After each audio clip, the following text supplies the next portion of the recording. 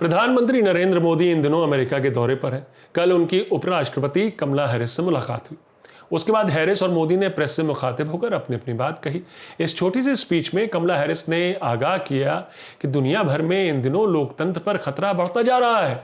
दुनिया के सबसे बड़े लोकतंत्र की उपराष्ट्रपति ने भारत के प्रधानमंत्री नरेंद्र मोदी के सामने लोकतंत्र पर खतरे की बात क्यों उठाई, ये जानना महत्वपूर्ण है। इससे पहले कि इसको डिकोड करूं मैं, पहले वो छोटा सा एक ऑडियो क्लिप सुन लेते हैं। Finally, as democracies around the world are under threat, it is imperative that we defend democratic principles and institutions within our respective countries and around the world, and that we maintain what we must do to strengthen democracies at home. And it is incumbent on our nations to, of course, protect democracies in the best interest of the people of our countries. और क्योंकि इस समय विश्व भर में गणतंत्र खतरे में है, खतरे का सामना कर रहा है, हमारे देशों के लिए अति आवश्यक हो जाता है कि चाहे कितनी भी चुनौतियां हमारे सामने क्यों ना आएं, हम ये साबित करें कि लोकतंत्र उनकी आवश्यकताएं पूरी कर सकता है और लोकतंत्र को हमें और अधिक सुदृढ़ बनाना है। कमला हैरिस साफ कह रही हैं कि चूंकि दुनिया भर में लोकतंत्र खतरे में है, हमें अपने अपने देशों में, अपने अपने घरों में लोकतांत्रिक सिद्धांतों और संस्थानों का बचाव करना होगा। यही हमारा फर्ज है और लोकतंत्र की रक्षा ही लोगों के हित में है। लोकतांत्रिक संस्थान क्या होते हैं? जैसे चुनाव आयोग, न्यायपालिका, सीबीआई, लोकपाल जैसी संस्थाएं, ईडी या फिर इनकम टैक्स जैसी संस्थाएं या फिर सीएजी कार्यालय। इन संस्थानों की स्वायत्तता, इनकी इंटेग्रिटी को लेकर पिछले सालों में सवाल खड़े हो रहे हैं कि क्या सरकार अपने राजनीतिक हितों के लिए इन संस्थानों का इस्तेमाल कर रही है। कमला हैरिस की बात आप इसलिए भी याद रखें क्योंकि अब मैं आपको जो बताने जा रहा हूं वो जो लोकतंत्र पर खतरे की बात कमला हैरिस ने की, उसकी एक मिसाल है। हजारों मील दूर, 7 समंदर पार भारत के प्रधानमंत्री को अमेरिका लोकतंत्र की परिभाषा समझा रहा था। इधर असम में एक दर्दनाक, दिल को दहला देने वाला वीडियो सामने आया। एक ऐसा वीडियो जिसने राज्य की पुलिस का निहायत ही बर्बर चेहरा पेश किया। मैं आपको वो वीडियो नहीं दिखाऊंगा, वो इसलिए क्योंकि ऐसी हिंसा और क्रूरता और नफरत से भरा वीडियो मैंने पहले कभी नहीं देखा। मैं ये नहीं दिखाना चाहता कैसे एक शख्स जो अपने घर से बेदखल किए जाने पर नाराज है, गुस्से से पुलिस की एक बड़ी टीम को अकेले अपनी लाठी से मारने दौड़ रहा, अकेले एक लाठी लेकर। मगर उस आदमी पर 10-20 पुलिस वाले एक साथ गोली चला देते हैं। कैसे दिखाऊं वो वीडियो उस शख्स का जिसकी खून से सनी लाश जमीन पर पड़ी है? उस वीडियो को देखते हुए मेरी आंखें भी डबडबा रही थी, तो आपको कैसे दिखा दूं वो वीडियो? उस नंगी नफरत, उस बेमुरव्वत हिंसा का वो वीडियो कैसे दिखाऊं आपको? वो वीडियो जिसमें दिख रहा कि गोली से मार देने के बाद भी पुलिस उसके शव को लाठियों से पीटती रही, मानो पुलिस की बंदूकों से निकली गोलियां उसकी जान लेने के लिए काफी नहीं थी। कहानी यही नहीं खत्म होती। इस दर्दनाक गोलीकांड के और भी कई पहलू हैं जिन पर मैं आगे तफसील से बात करूंगा और बताऊंगा ये क्यों और कैसे हुआ, और जिक्र करूंगा एक और खौफनाक मंजर की। मगर एक बात तो तय है कि असम पुलिस ने कमला हैरिस के सवाल का, उनकी आशंका का जवाब कुछ ऐसे दिया। बता दिया लोकतांत्रिक संस्थान ही आम लोगों के दमन में जुटे हैं, राज्य दर राज्य पुलिस स्टेट में तब्दील होते जा रहे हैं और इनको राजनीतिक शह दी जा रही है। एक स्टेट कैसे इतना क्रूर हो सकता है? बदले की भावना से कैसे वो काम कर सकता है? क्या उपराष्ट्रपति कमला हैरिस का इशारा भारत की ओर था जब उन्होंने कहा कि दुनिया भर में लोकतंत्र पर खतरा मंडरा रहा है?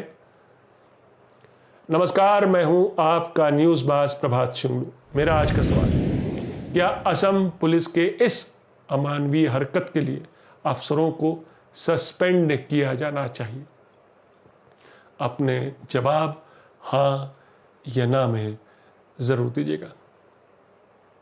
कमला हैरिस को शायद ये नहीं पता होगा कि असम में बीजेपी की सरकार है। उसी सरकार के मातहत असम पुलिस भी है। वही बीजेपी जिसके सर्वे सर्वा खुद प्रधानमंत्री नरेंद्र मोदी है, जिनके बिना सरकार तो क्या, उनकी पार्टी बीजेपी का भी एक पत्ता नहीं हिलता। वही मोदी जी जिन्होंने चुनाव जीतने के बाद पुराने मुख्यमंत्री को बदलकर अपने चहेते मंत्री हेमंत बिस्व शर्मा को असम की राजनीतिक गद्दी सौंप दी, उन्हें मुख्यमंत्री बना दिया। एनआरसी को लेकर और एंटी माइनॉरिटी बयानों को लेकर हेमंत बिस्व शर्मा की हार्डलाइन के बारे में हम सब वाकिफ हैं। अब मैं आपसे एक और खौफनाक तस्वीर के बारे में जिक्र करना चाहूंगा।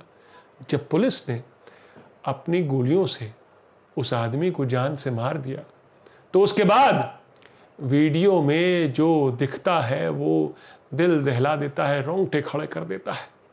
अचानक पुलिस के उस जत्थे के बीच में से सादी वर्दी में, गले में कैमरा लटकाए एक शख्स दौड़ते हुए उस मरे हुए आदमी के ऊपर कूद पड़ता है, मानो उसको वो अपने हाथों से मारना चाहता हो, वो खुद मारना चाहता हो, ऐसे उस लाश पर कूदता है।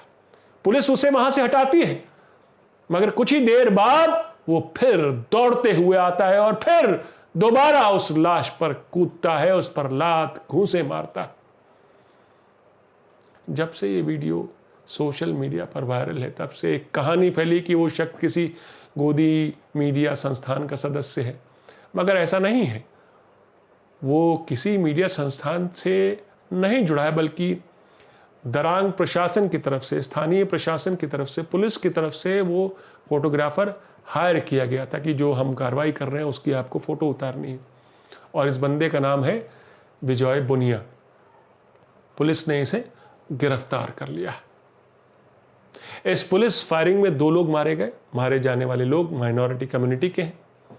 प्रशासन की माने तो ये सरकारी जमीन पर अतिक्रमण किए बैठे थे, इसलिए पुलिस बल पहुंचा था इन्हें हटाने के लिए।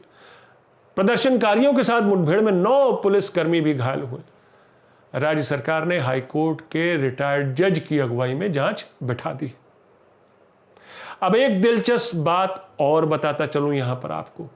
असम के जिस दरांग जिले के सिपझार क्षेत्र की ये घटना है, उस इलाके के SSSP यानी सुपरिंटेंडेंट ऑफ पुलिस कौन है? उनका नाम है सुशांत बिस्व शर्मा, जिन्होंने गोलीकांड के बाद कहा कि पुलिस ने जो किया वो सेल्फ डिफेंस में किया। अब ये SP सुशांत बिस्व शर्मा कौन है? ये मुख्यमंत्री हेमंत बिस्व शर्मा के ही भाई हैं। इसलिए आप अंदाजा लगा सकते हैं कि ये जो जांच बिठाई गई है ये कहां तक पहुंचेगी। इससे पहले भी ढोलपुर गांव के 800 परिवारों को हटाया गया था कुछ दिन पहले, और CM हेमंत बिस्व शर्मा ने खुद ट्वीट किया था। लेकिन लोगों को इस बात का गुस्सा था कि सरकार उन्हें बेघर तो कर रही, मगर सरकार के पास उन्हें बसाने का प्लान नहीं है। कुछ लोगों को जहां बसाया गया वो फ्लड वाला लो लाइंग इलाका है, इससे भी उनकी नाराजगी थी। विपक्षी पार्टियों ने भी सरकार पर इल्जाम लगाया कि अतिक्रमण हटाने की सरकार ने जल्दी दिखाई, जबकि सरकार के पास रिहैबिलिटेशन प्लान नहीं था, यानी उन लोगों को रिहैबिलिटेट करने का, दोबारा किसी सही जगह पे रिहैबिलिटेट बसाने का उसके पास कोई प्लान नहीं था। क्या सरकारें, प्रशासन, पुलिस इतनी अमानवीय भी हो सकती हैं?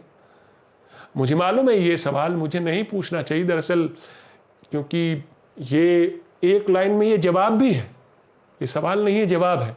और जवाब यही है कि हाँ, बीते सालों में हमें पुलिस का बेहद खौफनाक चेहरा देखने को मिला है, चाहे वो यूपी पुलिस का चेहरा हो, तेलंगाना पुलिस हो, मध्य प्रदेश पुलिस हो या फिर दिल्ली पुलिस हो। मेरा आज का सवाल मैं फिर दोहराता हूं कि असम पुलिस की इस अमानवीय हरकत के लिए अफसरों को सस्पेंड किया जाना चाहिए। अपने जवाब हाँ या ना में ज़रूर दीजिएगा। तो ये थी आज की न्यूज़बाजी। फिर मिलेंगे एक नई न्यूज़बाजी के साथ। तब तक के लिए नमस्कार।